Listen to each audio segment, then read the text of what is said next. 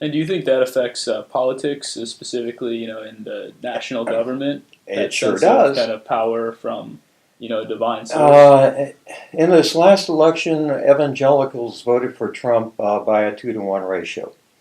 Now, I'm Right. working with a group of Southern Baptist evangelicals in Virginia, and frankly, I give them personally a huge amount of credit because they said, as a group, we are not voting for Trump. They saw, the negatives in that man's character.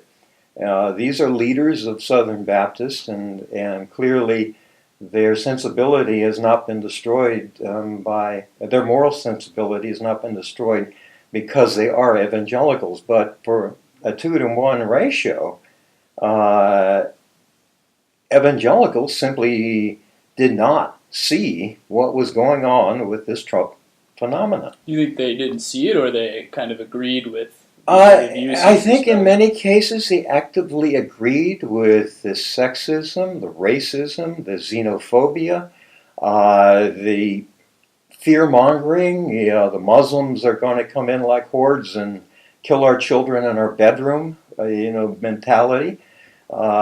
He's selling hate and fear, Hmm. and he's presenting it with this strongman persona. I'm going to go out there and I'm going to smite the enemy, and that Right. resonates with the sort of Old Testament biblical ferocity that resonates in the inner sanctums of these fundamentalist Christians.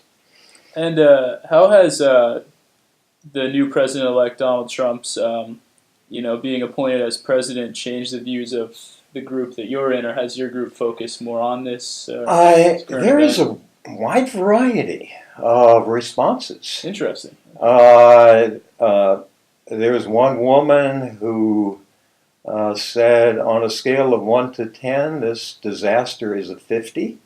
Oh wow. And I have some people on the other side who basically say, well, I'm somewhat optimistic, that things Okay. have fallen into place. I mean, they see competence there that most of us in the atheist community do not see. Hmm.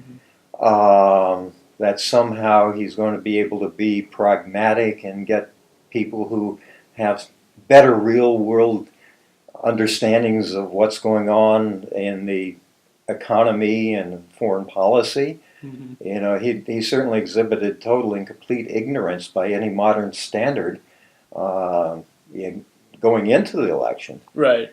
Um, but I do have, it's actually at least 20% or so, from what I can tell, are somewhat optimistic that he can do some good things and maybe get the economy going.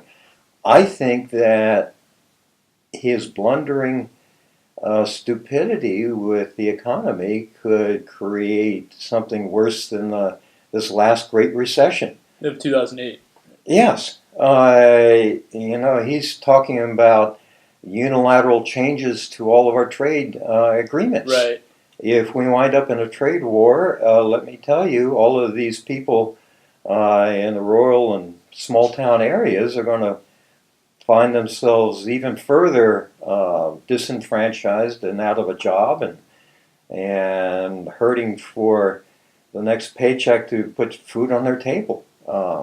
It's a potentially tidal wave disaster on the economic side that no one is really thinking to be possible, but it is. And atheists don't identify, as Republicans or as Democrats. Would you say they fall in the middle Uh, generally, or uh, there is where they would rate themselves would be in the middle. okay? Um, I have a good contingent in my community that likes the concept of a parsimonious government, a so-called small government, where, the budgets are very carefully analyzed and we want to have very high levels of efficiency. Um, and that sort of balances out the felt place where atheists put themselves on the conservative liberal spectrum. In practice, I think it could be as much as 80% of atheists will be voting for the liberal side. Okay. That's because, frankly, the Republicans at this point are absolutely, completely crazy. To a man. These people have left contact with the real world. They're spouting nonsense that has nothing to do with scientific reality, like denying global warming. Mm-hmm.